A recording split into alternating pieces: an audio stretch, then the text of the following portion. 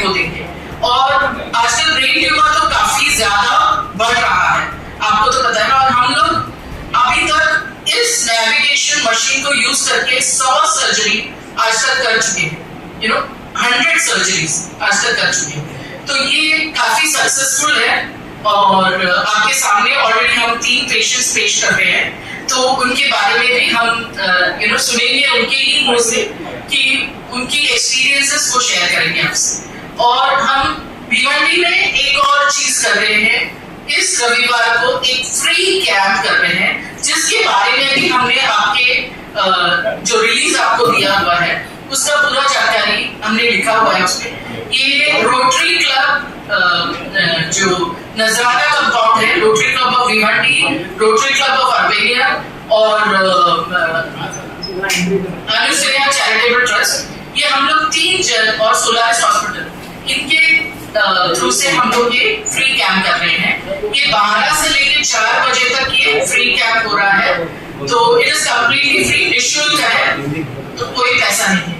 तो जो भी पेशेंट्स ब्रेन ट्यूमर, ट्राइजेमिनल न्यूरॉलजिया, ऐसे जो भी बीमारियां हैं, स्पाइन, कैंसर, इस चीज से जो भी जूझ रहे हैं वो यहाँ पे एक्चुअली उस दिन आ सकते हैं।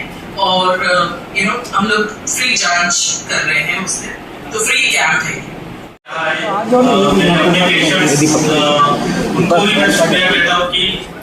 आप ये प्रेस कॉन्फ्रेंस में आके अपने बीमारी के बारे में और लोगों को पता चले, और उसके जरिए इस बीमारी से जो लोगों के मन में डर बैठा रहता है वो डर निकालने की कोशिश हम कर रहे हैं। ब्रेन ट्यूमर बहुत सारे टाइप्स के होते हैं, बट आज जो हम यहाँ पे स्पेसिफिकली बोलने वाले हैं वो है पिट्यूटरी मैक्रोएडेनोमा। जो पिट्यूटरी मैक्रोएडेनोमा है, ये तीनों पेशेंट्स उसी के ट्यूमर के ऑपरेटेड पेशेंट्स हैं, जिनमें हमने नई तकनीक का इस्तेमाल करते हुए पेशेंट्स को कम से कम तकलीफ होके जल्दी रिकवरी करने के लिए ये टेक्नोलॉजी का यूटिलाइज होता है। तो बेसिकली मैं पहले पिट्यूटरी एडेनोमा होता क्या है ये समझाता हूँ, और उसके बाद हमने क्या किया था और उससे हमें क्या फायदा हुआ, ये मैं 10 मिनट से 15 मिनट में आपको पूरा एक्सप्लेन करने की कोशिश करूंगा। तो पिट्यूटरी ग्लैंड जो है हमारे ब्रेन की सबसे महत्वपूर्ण और इम्पोर्टेंट ग्लैंड होती है, जिसको बोलते हैं master gland of our body. तो ये ग्लैंड हमारे बॉडी के सभी हार्मोन्स को कंट्रोल करती है, जैसे कि थायराइड हुआ, जैसे कि ग्रोथ हार्मोन हुआ, जैसे कि कोर्टिसोल हुआ, इवन यूरिन और मोशन के लिए जो हमारे यूरिन आउटपुट कितना आना चाहिए, पेशाब कितना होना चाहिए, रुकना चाहिए, ये सब तरीके के हार्मोन्स, इवन थायराइड हार्मोन का कंट्रोल भी ये ग्लैंड करती है। तो इसीलिए इस ग्लैंड को पिट्यूटरी को मास्टर ग्लैंड कहा जाता है। मैंने थोड़ा स्लाइड्स मराठी इंग्लिश में रखा है, लेकिन मैं बोलूंगा हिंदी, ताकि सभी को ये समझ आ जाए और इसमें आपको कोई दिक्कत ना हो। तो यूजुअली ये जो पिट्यूटरी ग्लैंड होती है वो 1 सेंटीमीटर के आसपास होती है, बट अगर इसमें किसी वजह से साइज बढ़ती है तो और इसमें ट्यूमर का फैलाव हो जाता है तो इसको पिट्यूटरी मैक्रोएडेनोमा, मैक्रो मतलब बड़ा, और इसमें अगर साइज कम होने के बावजूद अगर हार्मोन्स का इंबैलेंस होता है, 1 सेंटीमीटर से छोटी है, तो उसको माइक्रो बोलते हैं। माइक्रो मतलब छोटा, माइक्रोएडेनोमा। और जैसे मैंने बोला कि इसके लक्षण कुछ हार्मोनल रिलेटेड हो सकते हैं, कुछ नॉन हार्मोनल भी हो सकते हैं। और सबसे इंपॉर्टेंट है कि इस गार्ड का लोकेशन, ये गार्ड हमारे दिमाग में ऐसे जगह पे है जहाँ पे हमारे आंखों के 2 नस, जिसको विजन के हम ऑप्टिक नर्व, और उसका कॉम्बिनेशन ऑप्टिक चाइजम, और दूसरा हमारे गले से दिमाग को खून सप्लाई करने वाली बड़ी नस, जिसको आईसीए, इंटरनल कैरोटिड आर्टरी बोलते हैं, और ये दोनों के पास बीच में रही हुई गार्ड होती है। तो इसका लोकेशन भी इतना क्रिटिकल होता है कि दिमाग के एकदम सेंटर हिस्से में होती है और दिमाग के निचले हिस्से में होती है, और इसके जो परिणाम होते हैं उसी से रिलेटेड होते हैं कि जैसे कि अगर आंखों की नस पास में है, अगर ये गार्ड बहुत ज्यादा साइज में बढ़ जाती है तो ये आंखों के नस को डैमेज कर सकती है।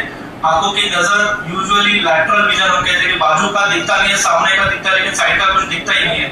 कुछ पेशेंट्स में इसमें सडनली आंख गिर जाने के प्रोसेस, तीसरी नस भी खराब हो सकती है। कुछ पेशेंट्स में हार्मोनल इंबैलेंस होने की वजह से एक्रोमेगाली के सिम्टम्स, जैसे कि हम देखते हैं कि खली जैसा है, उसका चेहरा बहुत बड़ा है, दांत जबड़ा बड़ा है, हाथ बड़े हो जाते हैं, ऊंची बढ़ जाती है, तो एक तरीके का हार्मोनल इंबैलेंस होने की वजह से हुआ के सिम्टम्स हम बोलते हैं। इसमें अलग अलग हार्मोन्स जैसे कि कॉर्टिसोल अगर बढ़ जाता है तो पीठ पे फैट का डिपोजिशन ज्यादा होना, फीमेल्स में जल्दी ओबेसिटी बढ़ जाना और बॉडी पे बाल का बढ़ाव बढ़ जाना, कलर में चेंजेस आ जाना, काला हो जाना, थोड़ा सा काला बनाना, तो ऐसे सब चेंजेस फीमेल्स में हो सकते हैं। और कुछ पेशेंट्स में ये पीसीओडी जैसे कि ओवरीज का प्रॉब्लम है ऐसा समझ के पेशेंट्स गायनेकोलॉजिस्ट के पास ले जाते हैं, तो ये बीमारी पता चलने में डिले हो जाता है क्योंकि इसके सिम्टम्स एग्जैक्टली क्या है और ये यही बीमारी है, ये समझने में बहुत से पेशेंट्स को देर लग जाता है और वो साइज बढ़ने की वजह से बहुत लेट स्टेज में हमारे पास आते हैं। तो यही एक कॉन्फ्रेंस का हमारा इम्पोर्टेंस था कि इससे हम इसके सिम्टम्स क्या है और ये कैसे हम लोगों को जल्दी बता सके, ये कोशिश कर रहे हैं। कुछ पेशेंट्स में सर दर्द हो सकता है, उल्टी हो सकती है, कभी कभी पेशेंट्स का गार्ड में ब्लीडिंग होने की वजह से सडनली इमरजेंसी में अनकॉन्शियस कंडीशन में भी आ सकते हैं। तो अभी जैसे मैंने बताया कि लैटरल विजन तो पेशेंट को सामने का ही दिखेगा लेकिन बाजू का दिखना बंद हो जाता है। तो ये एक एमआरआई का स्कैन है जिसमें हम देख रहे हैं कि बीच में जो व्हाइट है वो गार्ड है और साइड में जो खून के नस है, तो ये दो खून के नस एकदम चिपक के गार्ड के पास है और ये सबसे बड़े खून के नस जो दिमाग को सप्लाई करते हैं आईसीए बोलते हैं, इंटरनल कैरोटिड आर्टरी। तो हमारे इस गार्ड को अप्रोच करते हुए बिन टाका, मतलब कोई टाके का नहीं है, सर खोलने की जरूरत नहीं है, नाक के द्वारा दूरबीन से एंडोस्कोपिक टेक्नोलॉजी से इसको ऑपरेशन करते हैं और इसमें कोई स्कार नहीं होता है। सर्जरी नाक से होने की वजह से पेशेंट्स को जो कॉम्प्लिकेशन जख्म की वजह से होने वाले कॉम्प्लिकेशंस का रिस्क कम होता है, दर्द कम होता है। फिर हॉस्पिटल का स्टे जो है वो हम कम कर सकते हैं, जैसे कि ब्रेन ट्यूमर्स में अगर 10 से 15 दिन लगता है तो इसमें हम 7 दिन के अंदर पेशेंट को डिस्चार्ज करने की कोशिश करते हैं। और इसी के साथ एंडोस्कोप के साथ नेविगेशन सिस्टम। अभी ये नेविगेशन बेसिकली है क्या? तो नेविगेशन सिस्टम ऐसा है जैसे कि कोई पायलट अगर एरोप्लेन उड़ा रहा है तो उसको गाइड करने की राइट डायरेक्शन में जाना है, लेफ्ट डायरेक्शन में जाना है, ऊंचा जाना है, नीचे जाना है। तो ऐसा ही ये नेविगेशन मशीन न्यूरोसर्जन्स को ऑपरेशन के दरमियान गाइड करता है, जिसमें हम पेशेंट का एमआरआई और सीटी स्कैन ऑपरेशन के पहले कंप्यूटर में अपलोड करते हैं और वो कंप्यूटर हमको गाइड करता है कि पेशेंट्स की गार्ड किस तरफ है। इवन गार्ड निकालने के बाद हमने पूरी गार्ड निकाली है या नहीं निकाली, कुछ गार्ड बची है, ये हमको ये नेविगेशन मशीन गाइडेंस देता है। उसी के साथ कोई अगर क्रिटिकल स्ट्रक्चर जैसे कि मैंने बोला ब्लड वेसल्स पास में है तो ब्लड वेसल कितने दूर है, हमने कितना और दूर जा सकते हैं, ये गाइडेंस ये नेविगेशन मशीन देती है। पिट्यूटरी के अलावा नेविगेशन मशीन बहुत सारे ब्रेन ट्यूमर्स में हेल्प करती है क्योंकि ब्रेन जो है वो एक जेली जैसा सॉफ्ट ऑर्गन है और हड्डी कड़क होने की वजह से हर बार हमको हड्डी खोलने की जरूरत नहीं होती। अगर कुछ केसेस में हमको बायोप्सी लेनी है तो छोटे से होल द्वारा मतलब 1 सेंटीमीटर होल स्कल में करके उसके द्वारा भी ये गाइडेंस देके हमको एग्जैक्टली उस ट्यूमर का बायोप्सी दिला सकती है। तो इसका ये एडवांटेज है कि हर पेशेंट्स में बड़ा ऑपरेशन करने की जरूरत नहीं है और अगर लगा भी तो उसका साइज हम छोटा कर सकते हैं। छोटा करने के साथ साथ कम से कम नॉर्मल ब्रेन को डैमेज किए बिना कैसे गार्ड निकाल सके, ये नेविगेशन मशीन हमको मदद करती है। तो इसी के वजह से रिजल्ट्स जो है वो इंप्रूव हो जाते हैं। तो अभी ये जस्ट एक वीडियो है जिसमें हम बता रहे हैं कि कैसे ये ऑपरेशन होता है।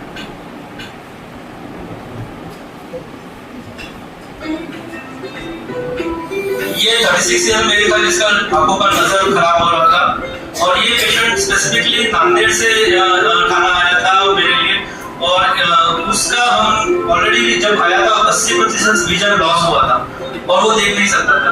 तो इसका हमने दूरबीन के द्वारा प्लानिंग किया और गार्ड निकाला। जैसे ये यहाँ पे देख रहे हैं कि नाक से गार्ड तक पहुंच के इसमें कुछ स्टेप्स होते हैं कि स्कल बेस जिसे हम बोलते हैं कि ब्रेन और नाक के बीच का हड्डी को थोड़ा सा ड्रिल किया जाता है, उधर एक छोटा ओपनिंग किया जाता है और उस ओपनिंग के द्वारा फिर जो एक ड्यूरा करके लेयर होता है दिमाग के अंदर उसको खोला जाता है और उसको खोलने के बाद जब देखते हैं तो ट्यूमर हमें छोटा छोटा पीस में या पाउडर में जैसे रहता है वैसे हल्के हल्के हाथों से साफ करना पड़ता है ताकि कोई भी क्रिटिकल स्ट्रक्चर को डैमेज नहीं हो।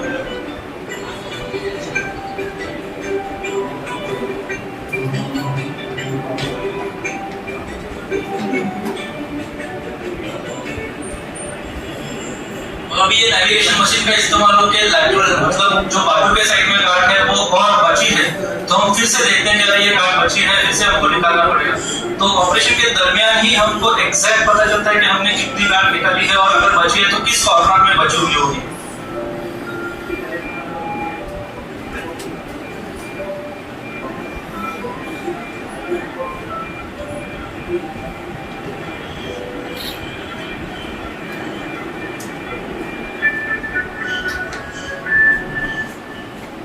इसमें कुछ नया टेक्नोलॉजी जैसे कि आर्टिफिशियल ड्यूरा और एक हेमोस्टैटिक ग्लू ये हमको यूज करना पड़ता है ताकि अगर ब्रेन और इसके बीच में जो लेयर होता है वो रिक्रिएट करने के लिए, तो ये आधुनिक तकनीकों की वजह से ये ऑपरेशन और सही और कम टाइम में खत्म होने का चांसेस होता है।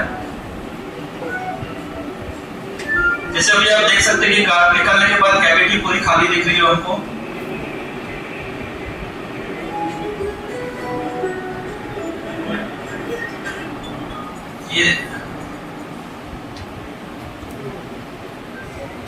ये और एक केस है जैसे कि इसमें अभी लैटरल मतलब और लेफ्ट साइड में गांठ जा रही है, जहाँ पे हमारे बाकी के तीसरे, चौथे और छठे नस का भी जगह रहता है और उसके वजह से इसको हम करना है तो और डिफिकल्टी हो जाती है नॉर्मली। तो हमारे पास नेविगेशन मशीन होने की वजह से हम और कोने में जहाँ पे नॉर्मली हम पहुंच नहीं पा सकते वहां तक पहुंचने के लिए ये मशीन हमको और गाइडेंस और कॉन्फिडेंस देती है। ये कुछ केसेस पहले हमें किए थे, उसका ऑलरेडी पब्लिश हुआ था तभी। इसमें एक पेशेंट थी जो क्या बोलते हैं हार्मोनल बैलेंस की वजह से उनमें चेंजेस आ रहे थे और उनको हमने ऑपरेशन करने के बाद 1 साल के बाद उनके हार्मोनल चेंजेस भी रिवर्ट हो गए थे। तो वैसे केसेस थे ये। हमारे अभी फकीर साहब खुद हैं, जब आए थे तो उनका एक आंख देखिए अभी ये आंख खुल नहीं रहा है और इसमें हमने ऑपरेशन जब किया तो इनका आंख भी अभी जब फॉलोअप में है तो पूरा खुल रहा है। तो ये इमरजेंसी सिचुएशन में जब आए थे तब आंखों का पतली गिर गया था क्योंकि थर्ड नर्व जिसको बोलते हैं वो डैमेज हुई थी उसमें और ऑपरेशन के बाद ये पूरा अभी रिकवर है। तो इसमें ट्यूमर के अंदर ब्लीडिंग होने की वजह से ये सिचुएशन आ रहा है। तो ये नेविगेशन मशीन है जैसे कि हमको बता रहे हैं कि इसमें कंप्यूटर पे ऐसा 3D स्ट्रक्चर दिख जाता है कि 3D इसमें पूरा ओरिएंटेशन आता है कि राइट, लेफ्ट, लैटरल, मीडियल कौन से जगह पे हमको जाना है और ऑपरेशन से पहले रात का प्लानिंग करना ये सब पॉसिबल हो जाता है। ये नेविगेशन मशीन का इस्तेमाल करते हुए हम छोटा वीडियो है कि जिसमें हम अंदर कितना दूर है, कितना डेप्थ में है। ये नेविगेशन मशीन स्पेसिफिकली और थोड़ी डिफरेंट है क्योंकि ये स्पाइन में भी यूज होती है। हम स्पाइन सर्जरीज में जहाँ पे पेशेंट के बोन्स में स्क्रू डालते हैं तो ये नेविगेशन मशीन हमको स्क्रू डालते समय कितना बड़ा स्क्रू डालना चाहिए, कौन से मीडियली डालना है, कितना लाइट में डालना है, उसका थिकनेस कितना होना चाहिए, तो ये भी हमको गाइड करती है। तो ब्रेन के नेविगेशन कुछ हद तक सब बहुत से बड़े हॉस्पिटल में कभी-कभी अवेलेबल होता है, लेकिन स्पाइन नेविगेशन ये एक अलग और टेक्नोलॉजी है जो सोलेंस हॉस्पिटल को और अलग करती है कि दोनों ब्रेन और स्पाइन के इसमें ये इस्तेमाल हो सकता है। तो एक तो ये सर्जरी जो है वो बहुत कॉम्प्लिकेटेड होती है और इसमें अकेले बस मैं सर्जन होने से भी काम नहीं चलता, इसमें एक टीम की जरूरत होती है। इसमें न्यूरोसर्जन की जरूरत होती है, न्यूरोलॉजिस्ट की जरूरत होती है, एंडोक्राइनोलॉजिस्ट जो हार्मोन स्पेशलिस्ट होते हैं उनकी जरूरत होती है, आंखों के डॉक्टर ऑप्थेल्मोलॉजिस्ट को आने की जरूरत होती है, फिर आईसीयू का पूरा टीम इसमें इन्वॉल्व होता है क्योंकि इसमें जैसे मैंने बोला कि ऑपरेशन के बाद कभी-कभी हार्मोनल इंबैलेंस की वजह से यूरिन मतलब पेशाब ज्यादा छूटने का भी चांस होता है। कुछ पेशेंट्स एक घंटे में 200 से 500 ml तक यूरिन बाहर फेंकते हैं इस टाइम पे। तो इसमें ऑपरेशन के बाद का 1 या 2 दिन का जो पीरियड होता है वो बहुत क्रिटिकली मैनेज करना भी उतना ही इम्पोर्टेंट होता है जितना जरूरी सर्जरी करना होता है। तो इसीलिए ये एक टीम अप्रोच होने की वजह से इसके रिजल्ट्स हमारी टीम एक स्ट्रॉन्ग टीम और एक डेवलप टीम हो गई है। तो इसकी वजह से हमारे थोड़े आउटकम अभी अच्छे आने लगे हैं। अभी अगर इसका बारे में पूछेंगे तो 70% लोगों में ये एडेनोमा नॉर्मली जाना जाता है और इसमें मैक्सिमम नॉन फंक्शनिंग मतलब बिना हार्मोन फेंके जो गांठ बढ़ने वाली है वो सबसे ज्यादा होती है क्योंकि हार्मोन सीक्रेट करने वाले जो गांठ होती है वो जल्दी पता चल जाती है क्योंकि उसमें चेहरे में चेंज आ जाना बालों का बढ़ जाना, हाथ का साइज बढ़ जाना, ये लक्षण इजीली दिखता है। लेकिन जिसमें ओनली हाथ बढ़ रहा है लेकिन हार्मोन्स नहीं चेंज हो रहे, तो उसको पता चलने में भी बहुत देर होता है। पेशेंट्स को कभी कभी नजर खराब हो रही है, वो खुद को ही पता नहीं होता है, तो वो बताते नहीं जब तक वो इमरजेंसी सिचुएशन में लैंड नहीं होता है। तो इसीलिए जरूरी है। और इसका सर्वाइवल रेट 97% है आफ्टर सर्जरी। तो वो एक अच्छा है कि ये कोई कैंसर वाला कार्ड नहीं होता है कि जिसमें लाइफ थ्रेटनिंग इमीडिएटली हो जाएगा। रिजल्ट सही करे तो उनका लाइफ भी अच्छा रहता है और क्वालिटी ऑफ लाइफ बहुत अच्छे तरीके से वो जी सकते हैं।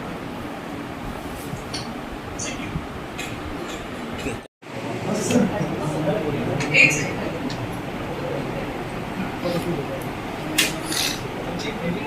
अभी डॉक्टर साहब ने आपको सारी डिटेल्स बताई। I am Muzaffar, accidental case attend हुए। आइए बोलिए। अल्हम्दुलिल्लाह, I am fine. Good afternoon to each and everyone. I extended a heartfelt welcome to all the distinguished doctors and esteemed members of the press who have joined us here in Bhiwandi today. We are truly honored by your presence and look forward to a meaningful, engaging session together. I will describe you how I faced a load, a fall, and the start of the care. On the morning of 1st August 2024, I was riding Indian on an Activa with a friend. We passed a store where peeling work was taking place. After a brief pause, he accelerated up the incline. In a single movement, I lost balance, slipped backward, and fell head first to the ground. Blood came quickly and the shock was stronger than pain. People nearby rushed over. Gentle, steady hands lifted me and helped me to sit. My son and nephew arrived without delay. He took me to Dr. Ravi Shari, a local doctor over here, who cleaned and dressed up the wound and stopped the bleeding. The first quick, calm, return made the immediate danger feel small. Test decisions and long expertise. Following Dr. Sahil Reddy's recommendation, we proceed with additional tests after the wound had been dressed at the Star Skate Center at Dhamanka Nagar. I had a CT scan. Dr. Sahil Reddy suggested to be admitted to Prime Hospital for further investigations. I had a head injury at the back of my head with some cuts and wounds. I felt dizzy, vomited several times. The beginning of the next day, my right eye was nearly swollen shut and my vision was poor. A visiting neurologist, Dr. Anish Gandhi, from Solaris Hospital, visited Prime Hospital and suggested doing an MRI. From the explanation of the results, the mention that I had a pituitary tumor. The MRI showed that there was internal bleeding and I needed surgery to save my eyesight because my eyelid was drooping. On the advice of Dr. Nabir Noor and Dr. Sabir Sayed from Prime Hospital, as well as Dr. Alia Reis and Dr. Sahil Reis from Reis Diagnosis Center, I was quickly moved to Solaris Hospital for the operation, surgery and the medical team. On the morning of 3rd August, I went into surgery with Dr. Amit Rewale and his team. The operation took place about 6 hours. During surgery, the team found blockages near the pituitary region. They worked carefully throughout the nasal passage to remove the affected tissue. Surgery was the technical turning point, but it was the skill and focus on the surgical team that made the differences. The room that morning held experienced hands, quiet communication, and clear plan. After a long operation, I was moved to the ICU, where doctors and nurses kept a continuous watch at Solaris Hospital. They managed pain, ran tests, and checked vital signs and calm precision. Those first days after surgery were fragile, and it was the attentive care of the medical team that kept me stable. Dr. Darshana, who is endocrinologist, started to visit for keeping me under observation for the hormonal imbalance. This was enabled for starting of the recovery in the early process. Recovery, I will tell you the small steps. I spent about 4 days in the ICU. Each step was guided by medical staff who explained the progress and the next plan. ये start हुआ था दिसंबर में, दिसंबर के end of the week में मुझे थोड़ा सा pen है यहाँ पे स्टार्ट हो गया, तो मुझे लगा कि ये नॉर्मल सा पेन रहेगा, थोड़ा दुखता रहेगा तो मेडिसिन स्टार्ट कर दिया, पर वो पेन बढ़ते गए। कुछ डॉक्टर्स मुझे सजेस्ट भी किया, जो लोकल डॉक्टर्स थे उन्होंने सजेस्ट किया स्टैटिक से पढ़ाई दे सकता है, सब महंगा मेडिसिन ले। तो मुझे लगा महंगा तो हो नहीं सकता क्योंकि महंगा है, मुझे थोड़ा लंबा पेन होने के बाद डाउट आया के बाद में एक मेडिसिन ही आपको सोने के टाइम पे बुखार नहीं आएगा, सो गया। सोने के बाद मुझे लगा कि यार बुखार इतना बढ़ रहा है, इतना दुख रहा है, मुझे डर लगे। मेरे वाइफ को कहा कि शायद सुबह जब बुखार के दिन मुझे पता है वैसे ही हुआ, सुबह जब मैं उठा पूरा कोशिश करता है उसका मेरी वाइफ करके, जबकि वो 1 महीने की प्रेगनेंट है, तो वो पूरी करने को जस्ट करना कि मैं क्या कर सकते हैं। उसने क्या किया, सोसाइटी के 2 पेपर थे, मैं का सिंह रहता हूँ, सोसाइटी के 2 पेपर से राकेश सतपाल करके और दूसरा बड़े इसलिए करके ऑपरेशन करता है। वो लोग मुझे पहले उठा के लेके एक बार में सब पहले महाजन हॉस्पिटल में, तो महाजन हॉस्पिटल जो बदलापुर में, मैं बदलापुर में रहता हूँ, तो वहाँ पे डॉक्टर ने कहा कि हम आपका टेस्ट करेंगे, पर फिलहाल तो आपकी जो सिचुएशन है वो यहाँ पे नहीं, आपका रापड़ हॉस्पिटल में शिफ्ट होना पड़ेगा। तो शीर्षक के अपोजिट में ये रापड़ हॉस्पिटल, वहाँ पे शिफ्ट होने के बाद फिर डॉक्टर ने 7 डेज में स्टार्ट किया। अभी को हुआ क्या एक्चुअली में ब्लड टेस्टिंग किया, फिर में रीजन्स पे लिखी गई कि बाद इसका आंखों की रोशनी का गैप है, डेनवर निकलने के बाद पड़ा क्यों कि कहीं पे मुझे ऐसा ब्रेन में इसलिए एक थोड़ा सा ट्यूमर क्या है ना मुझे पता है ना मेरी फैमिली को पता है। उस टाइम पे मेरी फैमिली बहुत ज़्यादा पैनिक थी कि वह इतना छोटे उम्र में बंदे को क्या हो गया, इतना अनकॉन्शियस है, सोया पड़ा है, खाना नहीं खा रहा है, सिर्फ यूरिन की यूरिन हो रही है, ठीक है, और ना ही ठीक से बात कर पा रहा है, ना ही ठीक से मतलब उठ भी पा रहा है, पूरा सोया था। और उस टाइम में सिचुएशन ऐसी थी कि यार मुझे लगा कि शायद भी गया, क्योंकि मुझे यहाँ पे इसको भी लगा कि यार बंदा अगर हॉस्पिटल में है और इतना उसको पेन और इतनी सारी पब्लिक, इतनी सारी फैमिली आके और फिर रुकी, तो वैसे ही फील होता है। फिर अभी मेरे फैमिली और जो डर गए, तो मैंने नेक्स्ट स्टेप लेने का सोचा कि भाई इसको क्या करना चाहिए, ऑपरेशन तो अभी मिलिट्री करना ही पड़ेगा, पर कहाँ भी जो राठौड़ हॉस्पिटल ने कहा कि भाई आप इसको कहीं और जगह पे शिफ्ट कर दिए, तो ऑपरेशन करना बहुत ज़्यादा जरूरी है। तो पहले लेके गया ऐसा नेक्स्ट टाइम जो कि बिलासपुर सत्ता सेक्टर पे, वहाँ पे लेकिन उन्होंने क्या किया, डायरेक्टली मुझे ऐसे में डाल दिया, पूरा डर गया, ऐसे में डाल रहा हूँ, यहाँ पे देख रहे बस 4 नर्स, यहाँ पे 3 नर्स, यहाँ पे कोई शेव कर रहा है, कोई उसमें एमआरआई कर रहा है, कोई ब्लड टेस्ट निकाल रहा है, तो मैं ज़्यादा डर गया। बीमारी सिचुएशन में अगर कोई ऐसा हम लोग को देते तो मैं ज़्यादा ही डर गया। मम्मी पापा को सजेस्ट किया भाई हाँ यहाँ से मुझे लेके जाओ, तो वापस आकर मैं लेके गया, बोले हम क्यों लेके आओगे, बंदा क्रिटिकल सिचुएशन में, और मैंने बोला जस्ट मेडिकल आम तक मुझे मारा बस। मुझे जैसे ही मैंने बोल दिया तब चलो जो करना है तुम लोग कर लो, मैंने मेरा सोच लिया।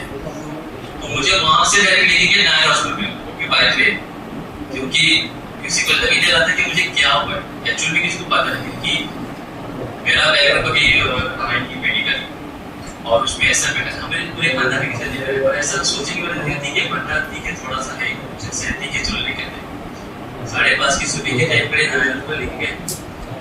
वहाँ पे एक डॉक्टर ने कहा कि जो उनका जो ट्यूमर है ज़्यादा बड़ा है, बंदे को यहाँ पे चर्ची को लेके एक काम से इमीडिएटली कोई प्राइवेट हॉस्पिटल लेके जाओ, बिकॉज बहुत ज़्यादा क्रिटिकल सिचुएशन है।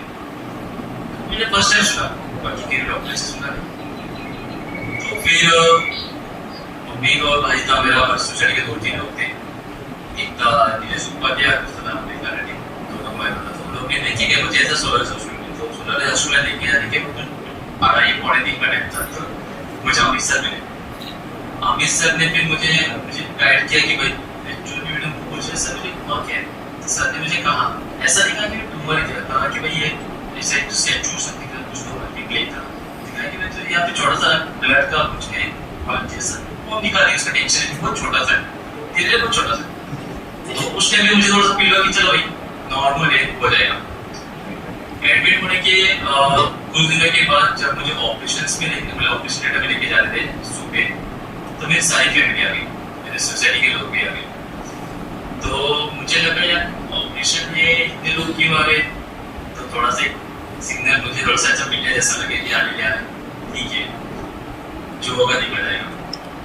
मम्मी पापा का आशीर्वाद दिया, मुझे भी बहुत बड़ा हाथ किया पापा मम्मी को, ठीक है मम्मी टेंशन लो, जैसा भी हमेशा आपको ठीक हो गया होगा। ऑपरेशन होने के बाद जैसे मुझे ऑपरेशन थिएटर के अंदर ही मुझे जस्ट उठाया, बोर्ड पे लिखा हुआ था एज 25 इयर्स ऐसा। बोला कि देखो ना दिख रहा है, मैंने हाँ दिख रहा है, पर एज स्टडी लिखा है, एज 35 है, ठीक है आपकी है सब कुछ है। और ये क्यों पूछा, इसलिए क्योंकि एडमिट होने से पहले मुझे जो साइड का है, जो साहब यहाँ पे आपको देख रहा हूँ, यहाँ पे अमृतसर बैठे, मुझे साइड का दिख नहीं रहा, मेरा साइड विजन सब चले गया, सिर्फ मुझे दिखता बोलते ना बड़ी के नगाले से भी इतना दिखता है, वैसे ही पूरा दिख रहा था। फिर ऑपरेशन के होने के बाद भी जैसे मैं आईसीयू में गया, आईसीयू में मुझे सबसे पहले महेंद्र सर मिले, मेरे और बाकी के लोग में भी थे, नाइट शिफ्ट में थे, डे शिफ्ट में थे, तो सब ने अच्छे से सपोर्ट किया। जो भी मतलब आईसीयू में क्या देखोगे यहाँ पे टेबल, यहाँ पे मेरा बेड था, पेशेंट ट्रीटमेंट दी गई, मुझे नहीं सबको भी दे दी। तो बाद में एक बंदा साथ में रहता ही था, समझो कुछ मुझे समझो जाना है या फिर समझो चलने के लिए सपोर्ट किया उन्होंने, सारी चीजें। फिर जैसे फिर आईसीयू से बाहर आया और उस टाइम पे जब मैंने नाक से ऑपरेशन किया था, तो मुझे पहले लगा कि भाई ऑपरेशन शायद मेरा सर से होगा। तो उसके जो ऑपरेशन के एक दिन पहले क्या होगा, मैंने बॉडी शेप की थी, तो मुझे लगा सर के बाहर क्यों उठा है, उसका तो ऑपरेशन उधर से होगा। ऑपरेशन के बाद मुझे पता है अभी ऑपरेशन तो मेरा नाक से हुआ है, मेरा ठीक है अच्छा, ये तो नहीं पता, वो थोड़ा सा अच्छा लगा। फिर तो बाद में फिर भाई आए, मम्मी सब लोग आए, कि चलो भाई बंदा अभी पोस्ट पे चल रहा है। फिर बाद में उसके बाद धीरे धीरे कंडीशन स्टार्ट हो गई, सर कुछ भी नहीं, तब से अंदर सर कुछ भी नहीं है। लेकिन फिर बाद में जैसे आईसीयू जनरल वार्ड में गया, तब भी हमें जो यहाँ पे जो समथिंग लगाया ना, कार्ड्स को निकाल दिया, पट्टी निकाली, बोल पा रहा हूँ, मैं खा पा रहा हूँ, मैं पी पा रहा हूँ, ठीक है। फिर अभी मुझे डिस्चार्ज मुझे कहा गया मैं मेडिसिन कंटिन्यू ले रहे, मेडिसिन छोड़ना नहीं है, जो कि मुझे जो यहाँ पे सर्जरी की, जहाँ पे सर्जरी की है सब कुछ क्लियर हो जाएगा। तो वो सब क्लियर हो गया। ऐसा था मेरा जो हार्मोन इम्बैलेंस, जैसा सर ने कहा था कि हार्मोन इम्बैलेंस हो सकता है, मेरा हार्मोन इम्बैलेंस है अभी भी, और मेरा उसके बाद थेरेपी चल रही है। डॉक्टर ने तो पार्टी ने मुझे उनके यहाँ पे थेरेपी चल रही है, मुझे मेडिसिन दे रहे हैं, मेडिसिन मिलना चाहिए। ऐसा तो मैं आपको ये कहना चाहता हूँ कि अगर आपको किसी को भी थोड़ा सा दर्द हो सर में, जैसा मुझे स्टार्टिंग में मेरा जो दर्द था, सर दर्द, वो लॉन्ग टाइम के लिए नहीं था, ये 2 दिन के अंदर ही मुझे पता चला कि दिसंबर का एंड था, 31st का, सॉरी 31st 30 का, उसी में सर दर्द हुआ और बाद में जैसे एडमिट हुआ मार में ट्यूमर, ये डायरेक्टली मुझे मालूम पड़ा। ऐसा नहीं कि मैं 6 महीना था 5 महीना था, डायरेक्ट होता है। सजेस्ट तो ये और कि अगर आपको भी कहीं अगर सर दर्द हुआ है ऐसा है तो मैं पहले से जिसके ना रहता है मेरे सजेशन है। और ऐसा तो मैं आपके सामने पढ़ा है और मेरे 36 है और मैं ठीक हूँ। Okay, thank you all the best. MRI करवाई तो हमको पता चला कि उनको मतलब एमआरआई करवाया तो उसमें हमको पता चला कि उनको मतलब ब्रेन ट्यूमर है। उसके बाद उनको सजेस्ट किया गया था कि सर के पास लेके जाओ, डॉक्टर अमित के पास सोलैरिस हॉस्पिटल। वहाँ लेकर आने के बाद हमको बाकी सब बताया गया कि ऐसे सब इश्यूज है, उनके टेस्ट वगैरह करवाना पड़ेगा, उनके रीजन्स जाएंगे, बट नॉर्मली अभी भी स्टेबल है, अच्छे से ऑपरेट हुआ, उनका सब कुछ अच्छा है, उनका अभी भी ठीक है। बट कुछ कारण की वजह से यहाँ आ नहीं पाई थी, तो उनको गाना गाने वाले थे, बट वो नहीं आए क्योंकि कुछ कारण है। But specially thanks to doctor Amit, staff के उन्होंने बहुत अच्छे से हैंडल किया है, और एज अ स्टाफ में खुद एक स्टाफ मुझे बहुत ज़्यादा सपोर्ट था उनका, उन्होंने बहुत ज़्यादा सपोर्ट किया इसमें। मेडिक्लेम में तो कुछ पेशेंट्स कुछ मेडिक्लेम 2 साल का वेटिंग पीरियड होता है, कुछ 3 साल का होता है। ये सर्जरी हमारे यहाँ पे अगर कोई पेशेंट अफोर्डेबिलिटी इशू का वजह से अगर है तो उसमें हमारे यहाँ पे सीएम फंड से अवेलेबिलिटी होती है कि जहाँ पे 1 लाख रुपए तक का आपको ब्रेन सर्जरीज के लिए गवर्नमेंट के थ्रू फंडिंग मिलता है, पेशेंट को मदद होती है। बाकी कुछ ट्रस्ट हैं जो इस तरीके के ब्रेन ट्यूमर्स और ब्रेन के कैंसर्स के लिए सपोर्टिव हैंड करते हैं, लेकिन अगर ओवरऑल कॉस्टिंग पूछेंगे तो 3.5 लाख प्लस माइनस के आसपास ये खर्चा मिनिमम होता है इसमें।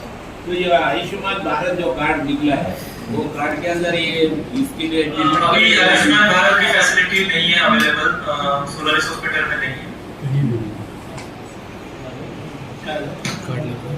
सर जैसा आपका क्वेश्चन था कि फाइनेंशियली, तो आपको मैं मेरा भी शेयर करना चाहता हूँ कि जब मैं एडमिट हुआ था तब फाइनेंशियल मेरे पास इतना नहीं था। सीएम फंड से मुझे 1 लाख रुपए मिल गया जो एडमिट टीम था मैंने किया, और उसके बाद जब मेरा डिस्चार्ज का टाइम जो मेरा बिल बना था उस टाइम पे मेरे को पैसा नहीं था। तो फिर एक नाइक सर है, और नाइक सर से मैंने डिस्कस किया, नाइक सर ने कहा कि मैं अमित सर से बात कर रहा हूँ, तो उनसे बात होने के बाद भी उन्होंने मुझे डिस्चार्ज दे दिया, कहा कि भाई आप जो आपका जो बिल है 6 मंथ्स तक आप या फिर 1 ईयर तक आप जल्दी पैसा भर दो। तो ऐसा कोई हॉस्पिटल नहीं करता है, पर इन्होंने किया। आई फॉर लाइक किड्स, मतलब मैं एक लाइव एग्जांपल हूँ कि मेरा ऐसा हुआ है कि इन्होंने हेल्प की है मुझे फाइनेंशियली, तो मैंने उनको पैसा जब मेरे पास आया उनको पैसा हॉस्पिटल में पे कर दिया। सॉरी मैं बताना भूल गया था इसलिए